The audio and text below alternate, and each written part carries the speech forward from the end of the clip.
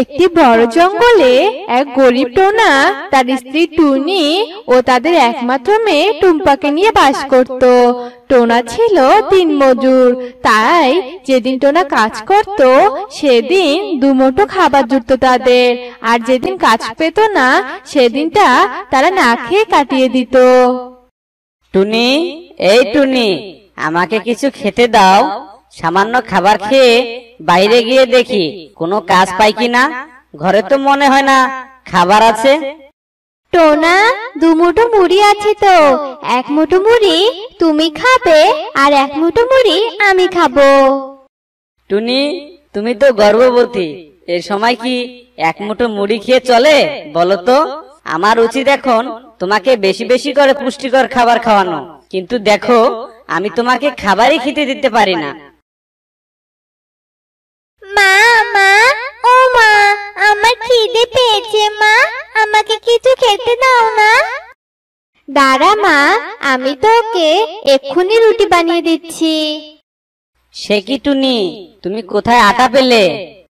ঠিক আছে টুনি, তবে তুমি সাবধানে থেকো, আমি তবে কাজ খুঁজতে চললাম।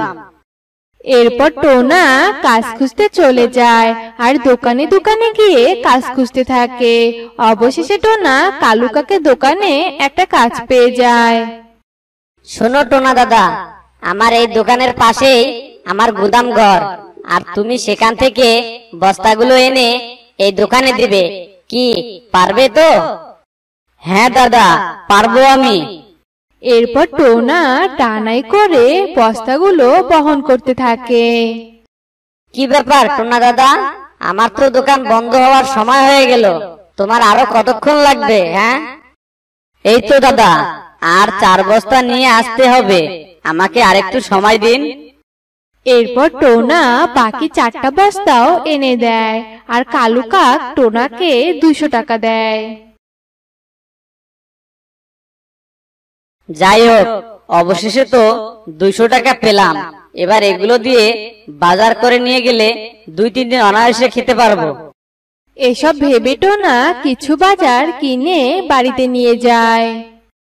টুনি, ও টুনি, এই নাও এই বাজারগুলো তাড়াতাড়ি করে রান্না করো তো, আমার যে খুব খিদে পেয়েছে টুনি। এরপর টুনি ডাল ভাত রান্না করে নিয়ে আসে আর সবাই মিলে খেতে বসে। মা, ও মা, তুমি ডাল ভাত রান্না করেছো? কি মজা, কি মজা!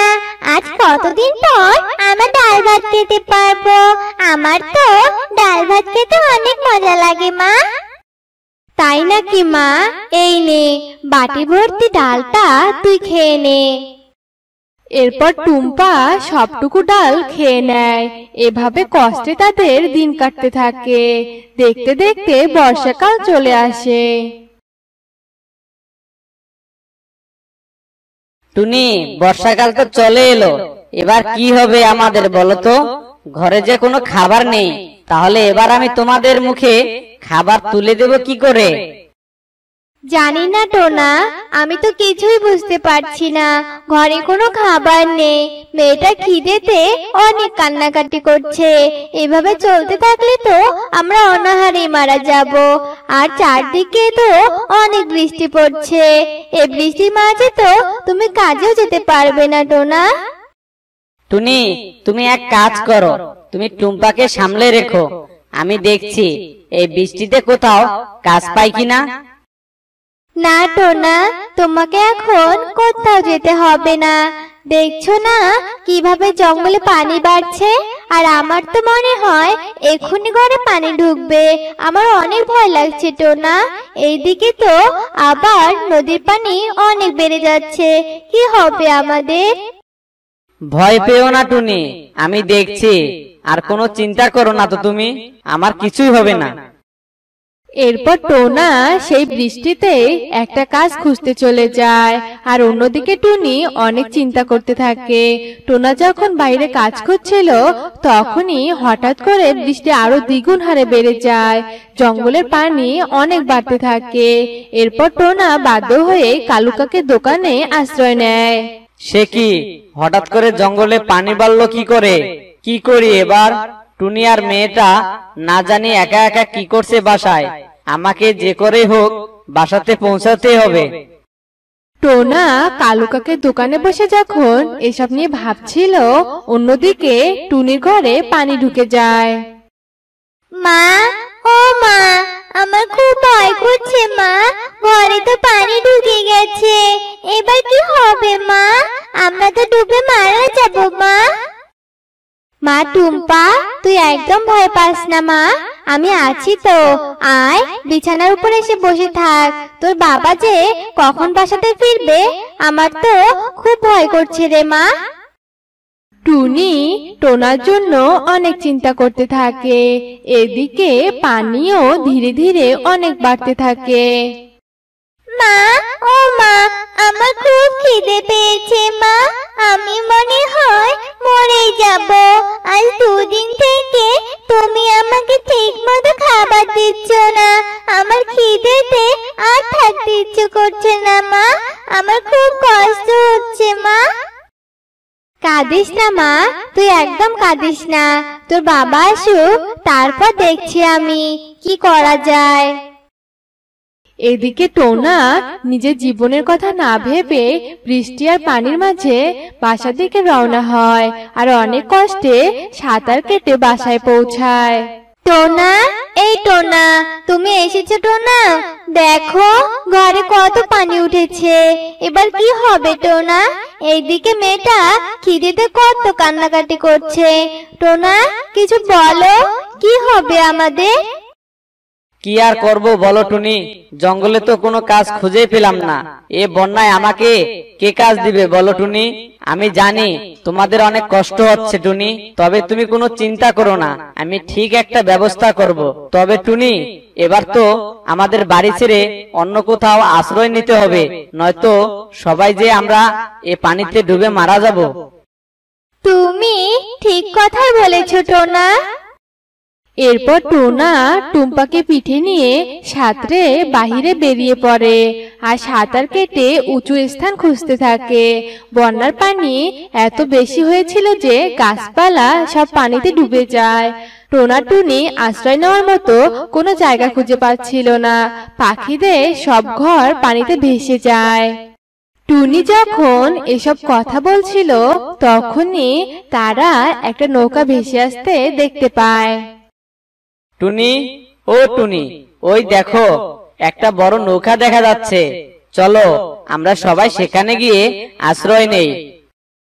এরপর ওরা নৌকায় উঠে আর নৌকায় করে ভাসতে ভাসতে একটি বড় উঁচু পাহাড় দেখতে পায় আর তারা উড়ে সেই পাহাড়ে আশ্রয় নেয়।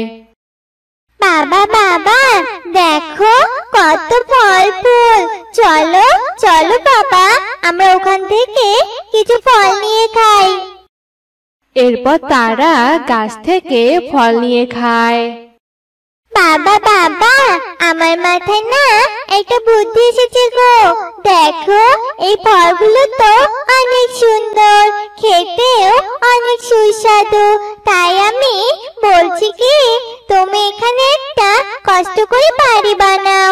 এই ফলগুলো বিক্রি করে না আমরা অনেক সুখে দিন কাটাতে পারবো। হ্যাঁ রে মা, তুই বুদ্ধিটা ভালোই দিয়েছিস। তোর বাবা বলো তাই করুক। এরপর টোনা অনেক কষ্ট করে সেখানে একটা বাড়ি বানায় আর টোনা সেখানকার ফল বিক্রি করে অনেক সুখেই তাদের দিন কাটাতে থাকে।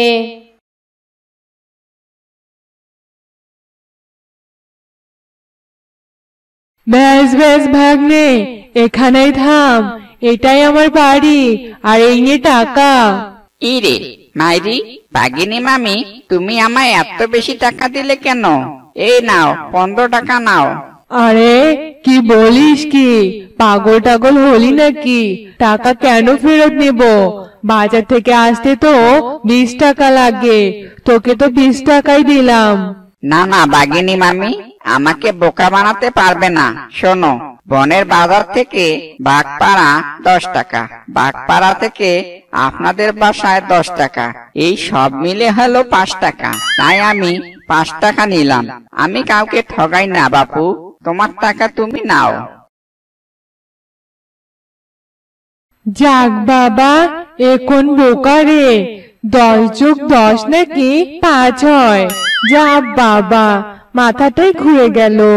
ধুর বাবা, কখন থেকে শুধু জালে ফেলে যাচ্ছি, একটা মাছও পেলাম না। ও বুঝি মাছের বুঝি জ্বর হয়েছে, ওরা তো মনে হয় অসুস্থ, তাই বুঝি মাছ ধরা দিচ্ছে না। আর জ্বর হবেই না কেন, সারাদিন তো পানিতে ভিজেই থাকে। যাই, আর কষ্ট করে লাভ নেই, আজ বরং বাড়িতে যাই। মাছ তোরা থাক, আমি বাড়িতে যাই।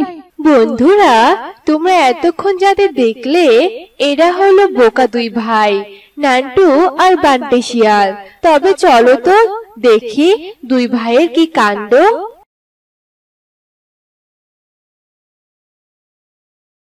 কই রে নান্টি বান্টি, তোরা কই? এদিকে আয়, তোদের জন্য সুসংবাদ নিয়ে এসেছি। ভাইরে, এই দেখ ঘটক মশাই এসেছে। মাইরি, ঘটক মশাই, কি খবর? হঠাৎ আমাদের বাড়িতে? তা আমাদের বিয়ে দিয়ে দিবেন নাকি? হ্যাঁ রে হ্যাঁ, সেজন্যই তো এসেছি। তোরা যা বোকা হাদারাম, তোদেরকে তো কেউ বিয়ে করতে চায় না, তাও অনেক কষ্ট করে দুটো পাত্রী জোগাড় করে এনেছি।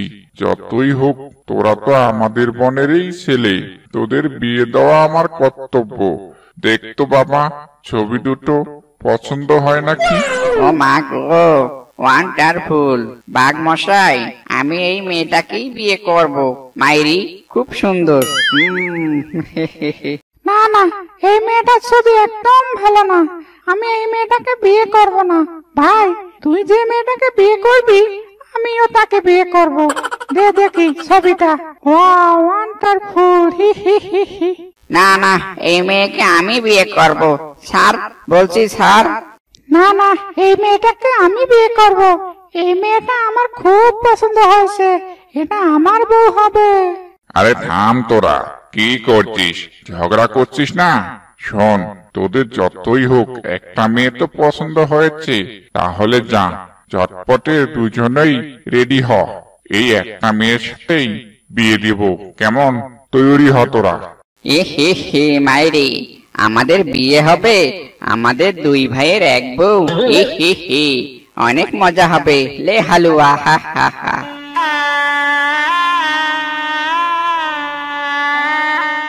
ওই ওলে আমার সুন্দরী বৌরি, দেখি দেখি মুখখানা। ওয়াও, কি সুন্দর। জানো গো, আমি না কোনোদিন বিয়ে করিনি, এই প্রথম বিয়ে করলাম। হি। ও তাই বুঝি সোনা, আমিও তো প্রথমবার দুটো স্বামীকে একসাথে বিয়ে করলাম গো। বউ বউ, আজ তো বুঝি আমাদের বাসরাত। কিন্তু বউ, বাসরাত মানে কি? এটা তো আমি জানি না গো, একটু বলো না গো। এই হারামজাদা, বোকা হাদারাম কোথাকার, কি বলছিস কি এসব? হ্যাঁ, বাসরাত মানে কি জানিস নে? তাহলে বিয়ে করেছিস কেন? হ্যাঁ, বেশ হয়েছে, মার খেয়েছিস বোকা কোথাকার। বউ, তুমি ওর কথা একদম শোনো না তো, তুমি আমার কথা শোনো। আচ্ছা বউ, আমার না একটা কথা কোনোভাবেই মাথায় ঢুকছে না। কি কথা গো? বলো বলো, আমাকে বলো, বলো না গো। আচ্ছা বউ, আমাদের তো বিছানা একটাই, আমরা তিনজন, তাহলে একটা বিছানা কি করে ঘুমাবো? মাথায় ঢুকছে না মাইরি। তাই তো রে ভাই, এটা তো আমার মাথায় আসেনি। আমি থাকবো কই, তুই থাকবি কই, আর বউ থাকবে কই? আমরা তো থাকবো কই? উফ, চুপ, একদম চুপ। বলদের দল কোথাকার, তোরা কোথায় ঘুমাবি জানিস? মাটিতে ঘুমাবি, মাটিতে। যা নাম বিছানা থেকে। বোকা বোকা কথা বলে মাথাটা চিবিয়ে চিবিয়ে খাবে আমার।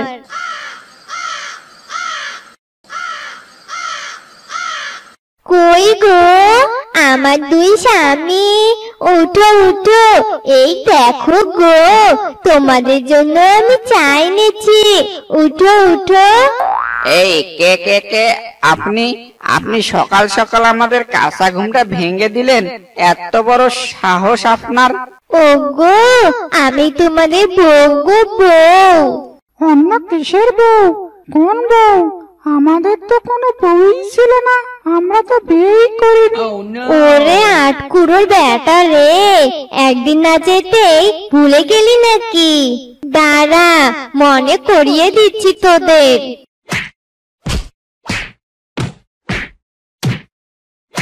আহা বউ লাগছে, মেরো না মাইরি, লাগছে। কি এবার মনে পড়লো যে ঘরে বউ আছে? যা এবার দুজনে কাজে যা। কি রে হা করে কি দেখছিস? কি দিব নাকি মাথাটা ফাটিয়ে দিব? হ্যাঁ ওগো, একটু কাপড়গুলো ধুয়ে দাও তো, আমার শরীরটা ভালো লাগছে না আজ। কাপড় ধুবো? কিন্তু বউ, আমি তো কোনোদিন কাপড় ধুইনি, আমি তো জানি না কিভাবে কাপড় ধুইতে হয় মাইরি।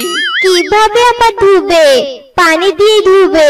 এত বড় হয়েছো আর কাপড় ধুতে পারো না? যাও যাও বলছি, ন্যাকামো তাই না?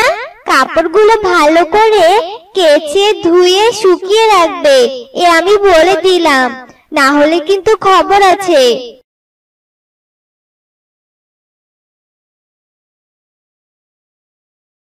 অন্য কাপড় ধুইতেও হবে, শুকাতেও হবে, কি যে করি এখন। হ্যাঁ, পেয়েছি বুদ্ধি। কে বলেছে আমি বোকা? আমি তো চালাক। হি হি হি।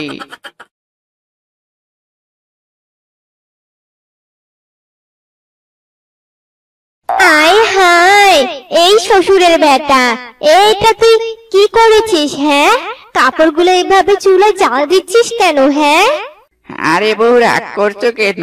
শুনো, তুমি তো বলেছো কাপড়গুলো ভালো করে ধুয়ে দিতে হবে, আমি তো সেটাই করছি। এই দেখো, হাড়িতে কাপড়গুলো হুইল পানি সবকিছু দিয়েই চুলায় বসিয়ে দিয়েছি। এদিকে কাপড়ে পানি কাঁচা হয়ে যাবে, আর অন্যদিকে আগুনের তাপে পানিগুলো শুকিয়ে যাবে। হি হি হি। ভালো করেছি না বলো? দেখছো বউ, আমার মাথায় কত বুদ্ধি।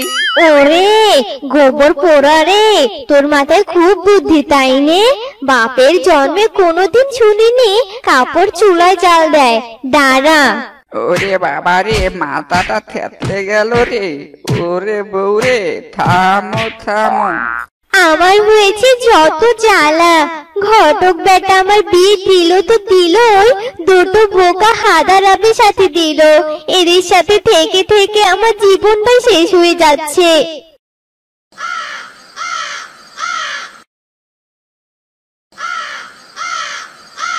বউ, ও বউ, এই দেখো আমি তোমার জন্য মাছ এনেছি গো। কই গো তুমি?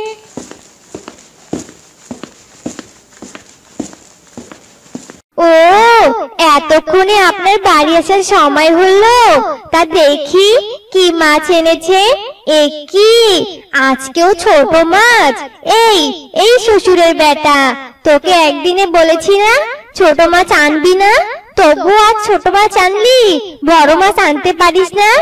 আসলে বউ, জালের মধ্যে তো বড় মাছ উঠেছিল, কিন্তু ওরা বেশি লাফালাফি করেছিল, মনে হয় পানির উপরে এসে নিঃশ্বাস নিতে কষ্ট হচ্ছিল, তাই ওদেরকে আমি পানির নিচে ছেড়ে দিয়েছি। জানো গো, আমি বোকা হতে পারি, কিন্তু কারো কষ্ট একদম সহ্য করতে পারি না গো। ওরে হারামজাদা রে, খুব দয়াবান তুই তাই না? নে মাছগুলো কেটে ধুয়ে আন যা। বোকা হাদারাম কোথাকার, মাছের জন্য কষ্ট হয় যত সব।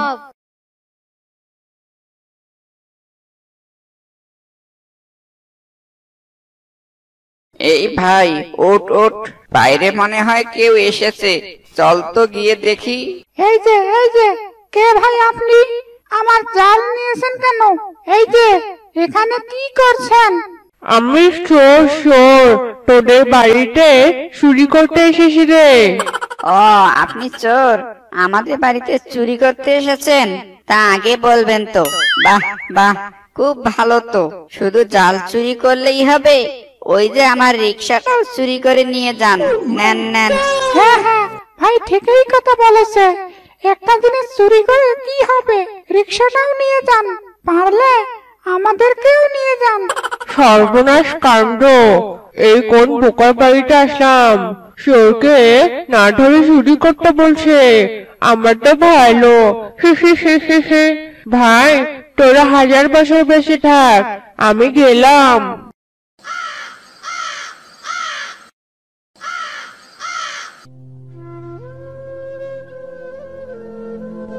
ওগো, তোমাদের কি হলো? সাত সকালবেলা এভাবে কান্নাকাটি করছো কেন? বউরে, সাংঘাতিক কাণ্ড হয়ে গেছে মাইরি। গতকাল রাতে চোর আমাদের সামন দিয়েই জাল আর রিক্সা চুরি করে নিয়ে গেল। বউ, এখন কি হবে? কি করে আমাদের সংসার চলবে গো?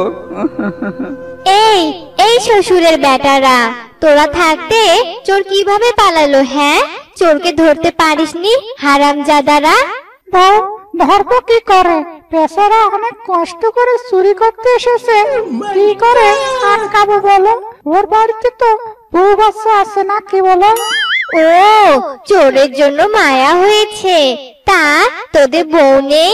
এই হারামজাদা, এখন সংসার চালাবি কি করে? হ্যাঁ, বোকা হাদারাম কোথাকার, বোকামি করে যে সব শেষ করলি। যা, এখন যা, কাজ করতে যা। যেখান থেকে পারিস কাজ করে বাজার নিয়ে আয়। যা, হারামজাদারা। কি রে ভাই, এখন কি করবি? বোকার মতো তো সবকিছুই চোরকে দিয়ে দিলাম।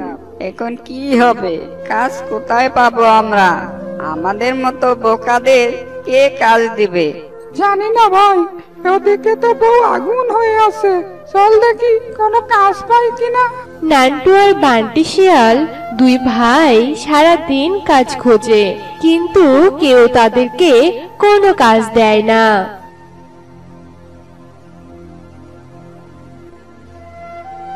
হায় রে ভাই, আর কোনো লাভ নেই, আমাদেরকে কেউ কাজ দেবে না। ওই দেখ, একটা কাঁঠাল গাছ দেখা যাচ্ছে। চল, ওখান থেকে দুটো কাঁঠাল নিয়ে বাড়িতে যাই, অন্তত বউয়ের হাত থেকে তো বাঁচবো। এই যে আমার নবাব স্বামীরা, এতক্ষণে আসার সময় হলো। তা বাজার কোথায় শুনি? বউ, আমাদের কেউ কোনো কাজ দেয়নি, আমাদের বোকা বলে তাড়িয়ে দিয়েছে। তাই কোনো উপায় না পেয়ে তোমার জন্য দুটো কাঁঠাল চুরি করে এনেছি, এই নাও। কি, তোরা কাঁঠাল এনেছিস? তাও আবার পচা কাঁঠাল?